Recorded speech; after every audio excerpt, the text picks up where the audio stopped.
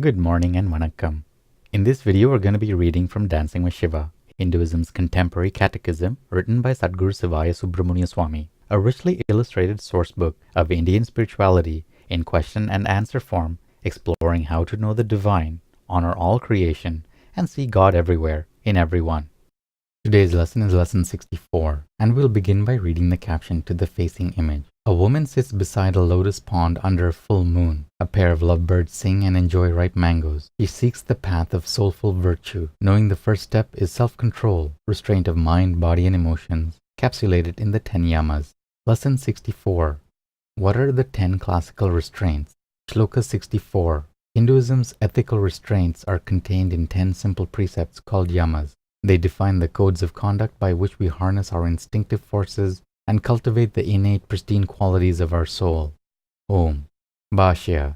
The yamas and niyamas are scriptural injunctions for all aspects of thought and behavior. They are advice and simple guidelines, not commandments. The 10 yamas, defining the ideals of charya, are 1. Ahimsa, non-injury. Do not harm others by thought, word, or deed. 2. Satya, truthfulness. Refrain from lying and betraying promises. 3. Asteya, non-stealing. Neither steal nor covet nor enter into debt. 4. Brahmacharya, divine conduct. Control lust by remaining celibate when single, leading to faithfulness in marriage. 5. Kshama, patience. Restrain intolerance with people and impatience with circumstances. 6. Dhriti, steadfastness. Overcome non-perseverance, fear, indecision, and changeableness. 7. Daya, compassion. Conquer callous, cruel, and insensitive feelings toward all beings. 8. Arjava, honesty. Renounce deception and wrongdoing. 9. Mitahara, moderate appetite. Neither eat too much nor consume meat, fish, fowl, or eggs. 10. Shaucha, purity. Avoid impurity in body, mind, and speech.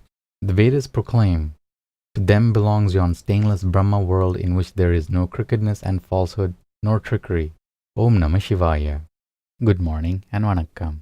In this video, we're going to be reading from Living with Shiva, Hinduism's contemporary culture, written by Sadhguru Sivaya Subramania Swami.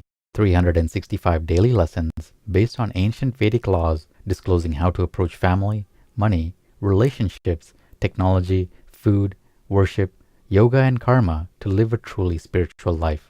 Today's lesson is lesson 64, and the topic is the power of purity. Every culture acknowledges the power of relationships between men and women and seeks to direct it toward the highest good, both for individuals and for society. The masculine and feminine forces, partly sexual but more broadly tantric, can either create or destroy, bring peace or contention, foster happiness or misery, depending on how consciously they are understood and utilized. Hindu ideals of manhood and womanhood and their interaction are among the most subtle, insightful, and graceful in all the world. When followed, these principles strengthen man and woman, sustain a joyous and balanced marriage, stabilize the family, and assist husband and wife in their mutual spiritual and worldly goals.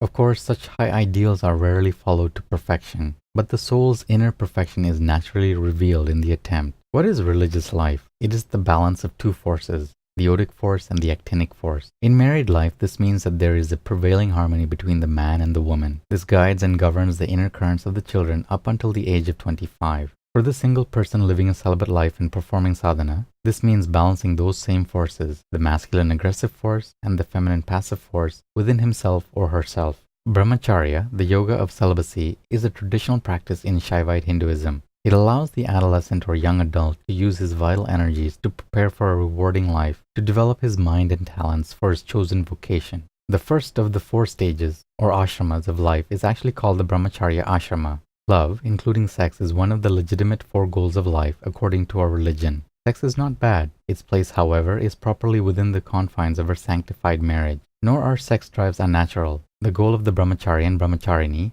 is not to become fearful of sex, but to understand sex and the sexual impulses in a balanced way. During the time of brahmacharya, the goal is to control the sex urges and transmute those vital energies into the brain to gain a great mental and spiritual strength. Yes, this vital life force must be focused on studies and spiritual pursuits. Brahmacharya maintained until marriage, and faithfulness thereafter, helps enable the devotee to merit a good wife or husband, a happy, stable marriage, and secure, well-adjusted children. The spiritual value of celibacy has long been understood in the Hindu tradition. Most religions also provide a tradition of monastic life in which young men take lifetime vows of celibacy. Many of our greatest spiritual lights were celibate throughout their entire life, including Shiva Yoga Swami, Shankara, and Swami Vivekananda. Others, such as Buddha, Gandhi, and Aurobindo, became celibate after a period of marriage. For the individual preparing for monastic life, brahmacharya is essential in harnessing and transmuting the powerful sexual life energies into spiritual and religious concerns.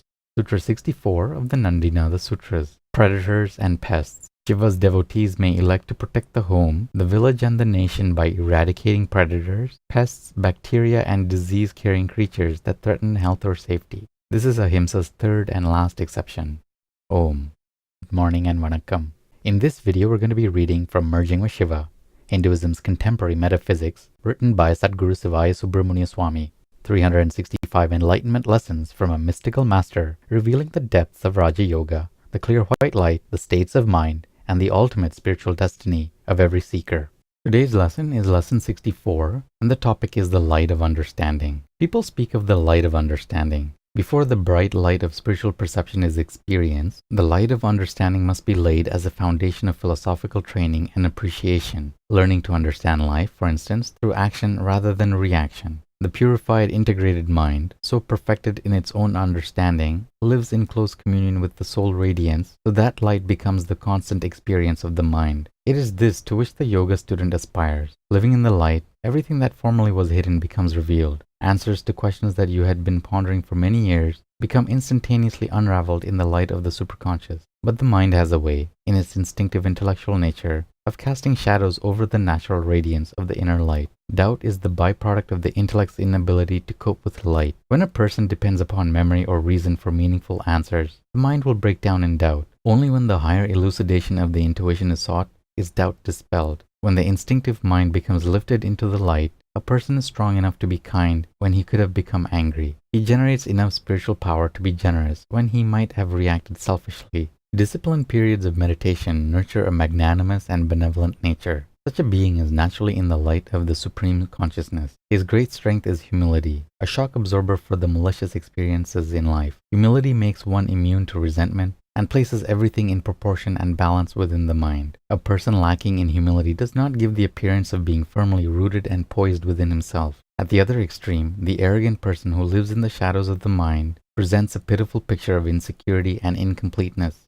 Seeking for God in the depths of one's being, through control of the mind, control of one's thoughts, feelings, and emotions, gives birth to the highest qualities of nature. This transformation begins to take place as the light of the soul becomes more and more apparent within the mind. The spiritual path is a constant turning within, turning the light of the superconscious into the dark corners and recesses of the mind. What is hidden shall be revealed, and so it is on this path as man reveals himself to himself. As you sit in meditation in a darkened room, practice directing your consciousness inward, to the center of your brain. If you're able to perceive light within your body, you're on the path to immortality. But should darkness prevail, work diligently each day to clear out resentment, jealousy, fear, worry, and doubt from your nature. Then you can sit in a darkened room and be a being of light. The next time you are in a state of worldliness, jealous, angry, or feeling sorry for yourself, sit down and seek for the light. If you cannot find it, visualize a light bulb within your head or a flashlight at the top of your head shining down into it. Flash the light on and off mentally, and when the flashlight does not go off, even if you have mentally turned off the switch, then you know that you have the inner light. You will watch awareness move out of the darker area of the mind. It's a wonderful feeling, and it's a basic practice of the contemplative life of living 2/3 within oneself and 1/3 in the external world. I'm often asked, do I see light or do I just think that I am seeing light? I reply, if you were in a darkened room, you would see light within you just as you'd see on the outside if lights were on in the room or you were in broad daylight. This is because you are seeing with your inner eye, your third eye, which you actually use all of the time. You use your third eye, for example, when you study your subconscious mind and see memories of your past. The light around the memories is the inner light. If it wasn't there, you could not see your memories. Take away the mental pictures and the light alone is before you. You will learn to consciously use the inner eye to see with as you spiritually unfold. All of a sudden, one day, you will realize that you are seeing light with your third eye. At the same time, you are seeing physical things with your two physical eyes. The inner light is so beautiful. It is firm like a plasma. It is sometimes fibrous and full of energy, and yet it is quiet and full of colors. You begin to see color.